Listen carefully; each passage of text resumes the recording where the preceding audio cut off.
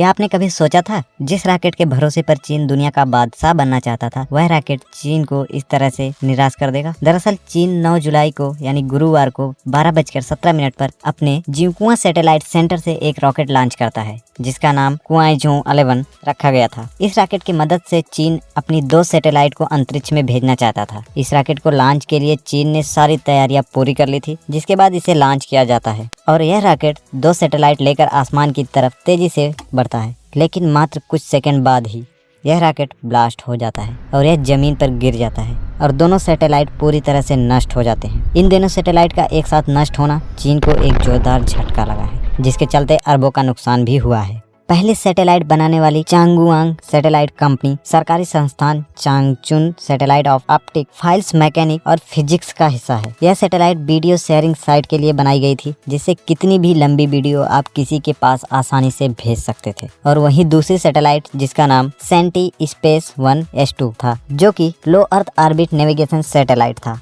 लो earth orbit का मतलब वह जगह जो पृथ्वी के काफी नजदीक हो, यानी अंतरिक्ष की सबसे निचली कक्षा। यह सैटेलाइट एक संचार सैटेलाइट थी। यह चीन का इस साल का 19वां लॉन्चिंग था, जो कि बुरी तरह से फेल हुआ। बुरी तरह फेल होने का मतलब यह है कि इससे पहले 2019 में इस रॉकेट के सबसे पहले स्टेज के परीक्षण के दौरान ब्लास्ट हो गया था, जिसकी जांच के बाद पता चला कि यह एक ठोस ईंधन वाला रॉकेट था। इसीलिए इसके बॉडी मटेरियल बहुत ही मजबूत होना चाहिए, जो कि इतना मजबूत नहीं था कि इतने दाब को सहन कर पाए। और रॉकेट लॉन्च होने के बाद दाब के कारण रॉकेट के बॉडी के बीच में क्रैक हो गया और फ्यूल बाहर की तरफ निकलने लगा, जिससे पूरी रॉकेट आग के हवाले हो गई और लास्ट में गर्म होकर ब्लास्ट हो गई। इस रॉकेट से ही चीन ने कमर्शियल लॉन्चिंग का बादशाह बनना चाहता था। कमर्शियल लॉन्चिंग मतलब जैसे बहुत से देशों के पास यह सुविधा नहीं है कि वह अपनी सैटेलाइट लॉन्च कर पाए, वो अपने दूसरे देशों को पैसे देकर अपनी सैटेलाइट लॉन्च करवाते हैं। इस काम में भारत सबसे आगे है, क्योंकि इसरो ऐसा संस्थान है जो कम पैसों में सैटेलाइट स्थापित कर देता है। चाइना भी इसी खर्च को कम करने के लिए रॉकेट की बॉडी में ही कम पैसा लगाया, जिसकी वजह से ऐसा हादसा हुआ। अब बात आती है कि चीन के साइंटिस्ट इतनी बड़ी गलती कैसे कर सकते हैं। अगर आपको पैसा बचाना ही है तो बॉडी के पार्ट को कमजोर कर आप नहीं बचा सकते। इसके लिए आपको कोई दूसरा विकल्प